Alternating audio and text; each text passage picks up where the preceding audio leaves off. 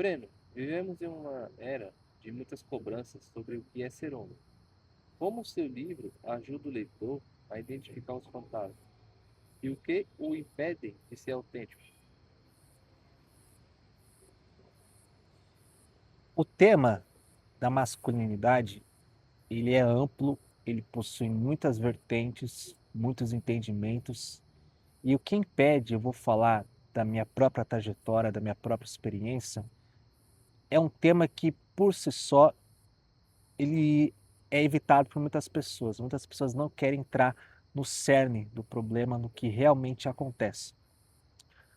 No término do livro, uma única linha que eu vou revelar, eu abordo essa resistência em chegar onde importa.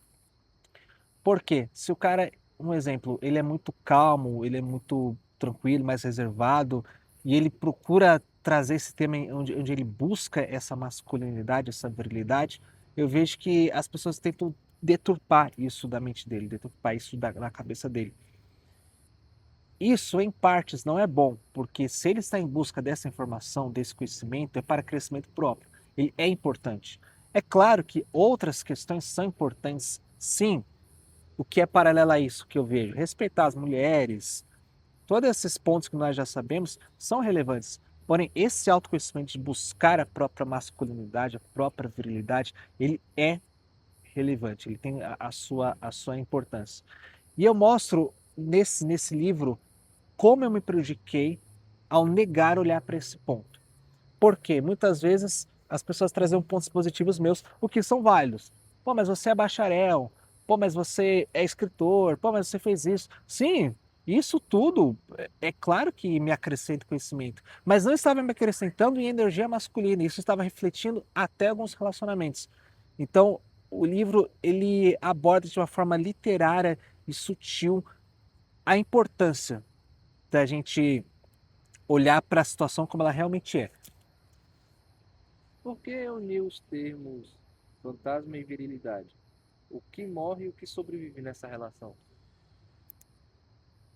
Como aborda virilidades em um todo, muito embora não seja uma pesquisa histórica extensa que eu trago, quando abordo as virilidades dos tempos de Jorge Amado, tais como dos anos 1920, 1930, que era um machismo extremamente excessivo, eu abordo um pouco sobre os fantasmas que esses homens enfrentavam, que eram tão rigorosos a ponto de qualquer coisa que ofuscasse a honra de ser homem era o suficiente para ele fazer loucuras, para ele cometer suicídio, para ele lavar a honra com sangue.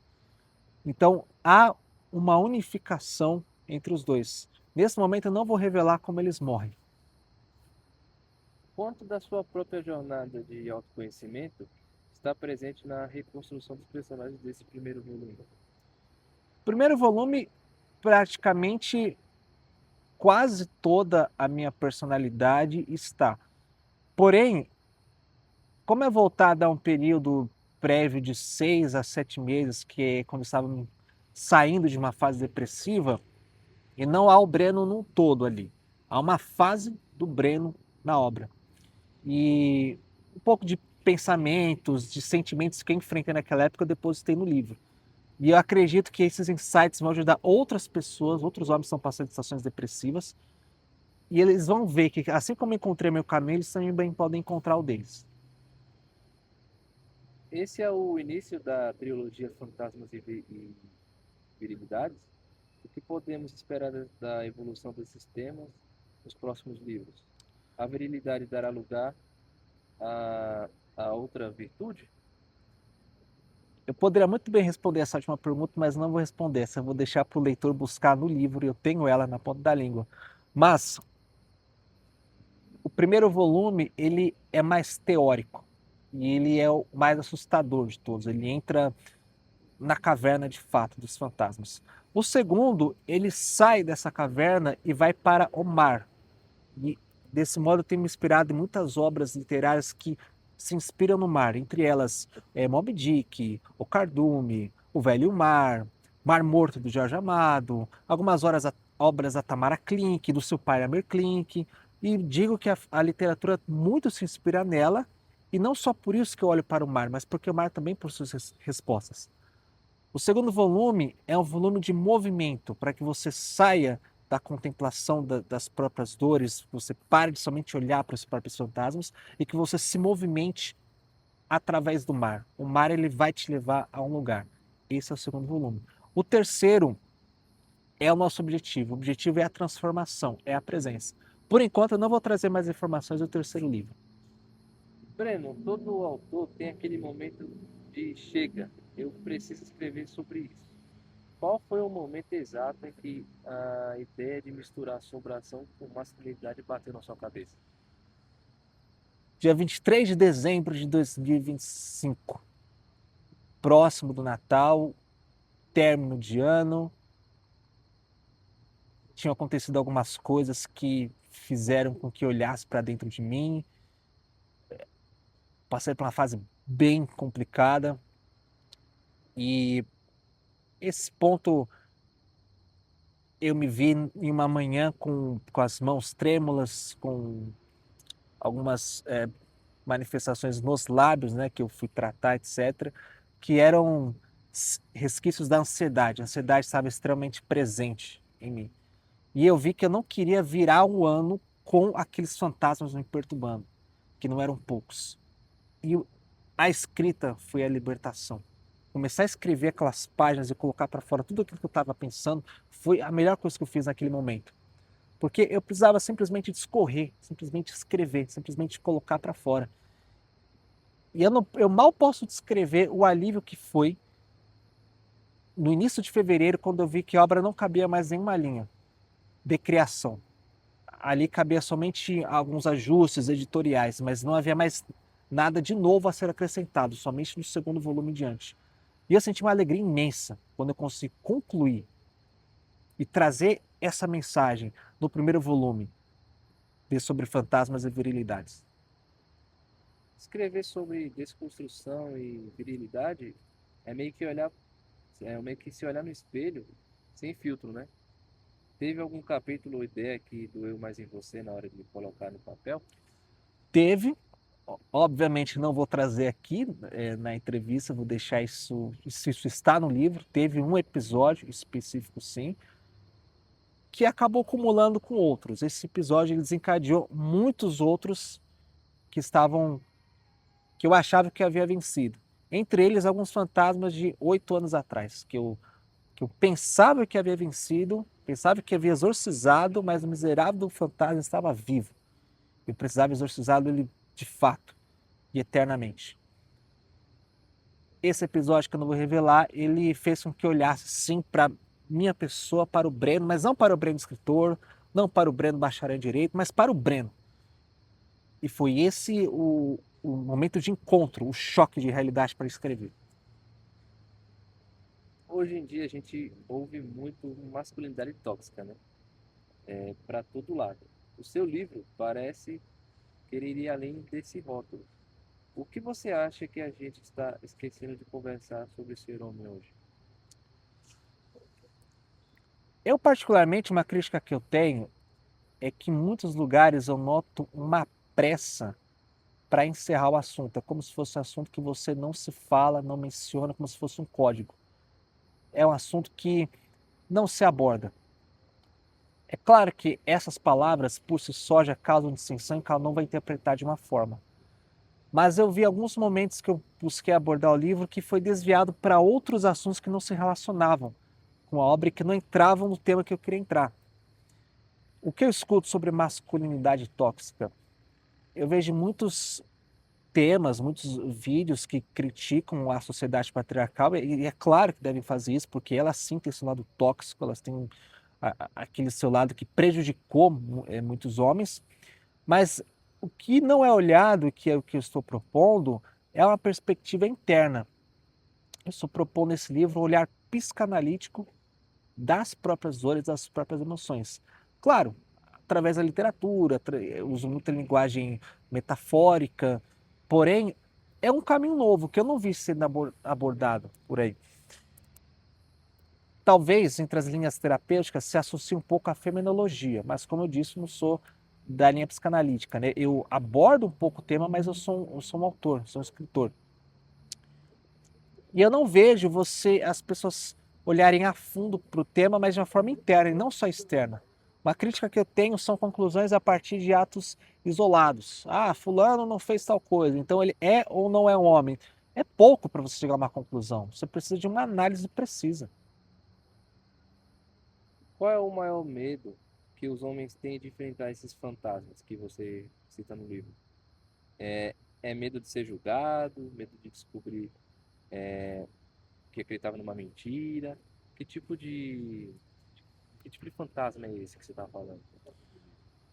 Tem uma música do Mano Brown. Quer você goste dos Racionais, quer você não goste, ela é nevrálgica. O bom vivan jamais mostra o ponto fraco. Nós que viemos nos anos 90, e quanto mais volta no tempo, mais é assim, está muito claro. Homem jamais mostra ponto fraco. Nunca você faz isso. Você sempre mantém aquela imagem de firmeza. E esse livro quebra isso. Quebra essa coisa de você não querer olhar para as próprias dores ou para aquilo que te incomoda, para os fantasmas que te perturbam. Eu, particularmente, eu penso que o medo que me veio à tona era o medo da vulnerabilidade, de ser julgado. Obviamente você vai ser julgado. Agora, se você for julgado e for liberto, é o que importa. Outro ponto.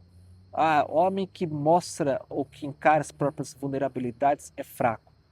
Nessa perspectiva, é fraco ou ele é um valente por olhar para elas com a necessidade, da maneira que realmente é preciso?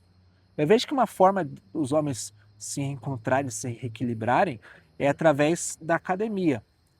10, 10, levanta peso, sente aquela dor, evolui corporalmente, mas também olhe para dentro de você.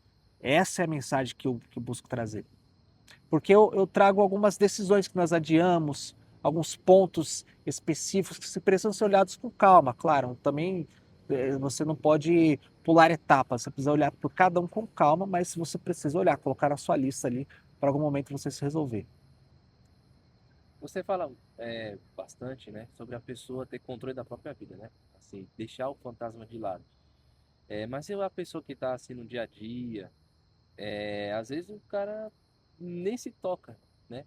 Às vezes ele até quer tirar esse fantasma dele. Só que por conta do dia a dia dele, tá sendo sempre corrido, sempre aquela mesma coisa, às vezes ele não consegue tirar, né? É, eu queria fazer uma pergunta pessoal. O que significa, assim, deixar esse fantasma e passar a ser o próprio autor da sua própria vida, sabe? Você sem ter esse fantasma, você neutralizar esse fantasma. Observação excelente, pertinente e é altamente compreensivo que por uma demanda de tempo, uma demanda de trabalho, uma demanda de outras ocupações, vamos ter o exemplo aí de um homem que é casado, tem seu filho. Sim, ele não vai ter o tempo para olhar para os próprios fantasmas, porque isso é trabalhoso mesmo, isso realmente leva tempo. E eu até conversei com com algumas pessoas, entre elas um homem muito animado, muito alegre, que transmitia bastante energia. Eu perguntei para ele: olha, tudo bem, eu entendo que você é alegre, que você é enérgico, mas não é possível que você nunca tenha enfrentado uma depressão, ou que você não tenha fantasmas, ou que você não tenha algo dentro de você que te incomode. Ele disse para mim: Breno, é verdade, eu tenho fantasmas, eu tenho dores, eu tenho medos, eu tenho traumas. Eu não vou revelar eles para você, eu não dou espaço para eles, e a minha saída, a minha maneira de enfrentá-los é através do humor, do riso. É um caminho, ninguém está dizendo que o humor não é um caminho, mas eu opto também e até prefiro, eu acho muito legal você olhar para eles de frente de uma forma mais fantasmagórica mesmo, sabe? Uma forma mais séria, de uma forma mais sóbria. Eu, particularmente, eu busquei porque eu realizava um procedimento terapêutico, que era uma terapia cognitivo-comportamental, e particularmente eu estava me incomodando com ela porque ela era muito rasa, ela não entrava onde eu queria entrar, não chegava onde eu queria chegar. Eu apresentava um fantasma específico e eu notava que ela queria sair do assunto, quando eu queria entrar no tema. Então isso me incomodou de uma forma que eu quis particularmente ir mais a fundo. Ser livre desses fantasmas é ser você mesmo. E ser você mesmo é uma coisa que às vezes é uma coisa que tem uma profundidade tamanha. Nos tornamos muitas vezes rótulos. O que são rótulos? Nos tornamos pais, nos tornamos executivos, nos tornamos donos de uma profissão e nos moldamos aquilo. Quando você, por fim, se liberta de tudo isso, por exemplo, em um parque onde você deixa um pouco todas essas colocações, todas essas atribuições e olha para quem você é de fato, você sente uma paz interna e olha o mundo de uma outra maneira. Eu vou trazer mais uma colocação que está no segundo livro, que eu vou explorar mais. Quem me deu esse insight foi a própria Tamara Klink, uma grande velejadora que diz que um dos momentos mais impactantes é quando ela levantava, acordava pela manhã, não tinha conexão com a internet e tinha somente o mar em volta. Não havia ninguém para dizer faça isso, faça aquilo. Se fosse um homem, não havia ninguém para dizer seja homem mais ou seja menos homem. Não havia ninguém para dizer nada. E ela não teve outra opção a não ser olhar para ela. E foi isso que eu fiz em tempos recentes. Olhar de fato para mim. E vi um Breno que tinha mais para entregar ao mundo e para si mesmo. Eu vi um Breno que podia sonhar mais, com outros sonhos, com outras perspectivas, mas que muitas vezes o rótulo não deixava, tais como do bacharel em direito. Porque a figura de um futuro advogado é sempre de uma pessoa sóbria, sempre uma pessoa calculista e fria. Então não cabia alguém que olhava para outras perspectivas, que olhava para o pensamento intuitivo. E eu vi como era libertador você olhar para isso. Como está descrito no primeiro volume, no terceiro capítulo chamado Renascimento, eu renasci de uma forma artística. Isso é muito belo, você olhar a natureza de uma outra forma, você esquecer um pouco aquilo que ensinaram, o que a sociedade implantou. Isso em todos os aspectos, profissionais, religiosos, entre outros tantos. E para finalizar, eu fico feliz dessas perguntas, se esclarece mais esse livro que está por vir, de ter conseguido contornar já algumas distorções, algumas provocações. E creio que vai ser um livro que vai impactar bastante. Eu gostei bastante do que você falou sobre essa última colocação que você fez, porque assim, tem muitas pessoas que você faz uma pergunta simples e acaba que ela tá com medo de algo, né? Escondendo algo, que nem, por exemplo, o pai de família. Você pergunta para ele assim: "Ah, você tá bem?" Ele fala: "Tô bem". Mas o fantasma dele às vezes é atrasar uma conta, né? E ele tá naquela correria do dia a dia, como eu tinha comentado, e não deixa faltar nada na mesa dele, né? Então ele acaba escondendo esse fantasma, né? Então acaba que até a própria família dele às vezes não sabe. Ele sorri ali no meio de todo mundo, né? Mas o fantasma dele é a preocupação com a família, né? Chegar a se preocupar, não, será que minha mulher tá bem? Será que meu filho tá bem? Será que vai faltar alguma coisa de casa, né? Então acaba que o fantasma acaba no subconsciente dele sempre perturbando ele, né? Mas dando energia para ele sempre lutar, né? Essa colocação eu vou abordar melhor no terceiro volume. Ainda não cheguei nele. Porque realmente, um homem que está à frente de uma família, ou ele arca com essa família, ou ele assume a posição dele de pai, ou ele olha para os próprios fantasmas. É muito difícil você fazer os dois. No livro Sobre Meninos e Lobos, do Denis Lehane, nós temos um exemplo disso que mostra a contrapartida disso. O homem que não enfrentou os próprios fantasmas, a morte o consumiu. Eu falo isso de uma forma literária, tá? Mas é claro que pode se reproduzir na realidade. Ou seja, é importante, claro, que o homem consiga separar esses, ponderar, tanto cuidar da própria família, tanto exorcizar os próprios fantasmas, mas dentro de uma linha tênue e equilibrada. Como eu disse, eu abordarei isso mais no terceiro volume, onde fundamentarei em outros filósofos que passaram por isso, né? Nietzsche, Spinoza, Schopenhauer. Todos também tinham seus próprios fantasmas e tinham uma vida adulta. E aí, como é que você equilibra os dois? Nessa perspectiva, é aceitável você falar, pô, nesse momento eu não posso resolver isso. Uma crítica que eu faço é quando isso é rebatido com humor ou com a velocidade de não querer olhar para esse tema. Então, por exemplo, eu trouxe isso para algumas meninas que estudavam outros assuntos paralelos que não condiziam muito com o tema e eu percebi que elas tentaram deturpar o assunto, não abordar exatamente o que é para ser abordado, puxar outras interpretações. Ah, mas você não tem um pai como referência, sendo que a inspiração da obra são 6, 7 meses que eu enfrentei uma fase depressiva. Não necessariamente se relaciona com o relacionamento para com meu pai. Isso é uma outra perspectiva. Então, é um livro raríssimo, mas o que pode impedir muitas pessoas de não acessarem ele são as próprias percepções, são as próprias certezas. Você precisa deixar um pouco a certeza de lado e compreender o que o autor quer dizer, para aí sim tirar suas conclusões. É isso aí, rapaz. É isso.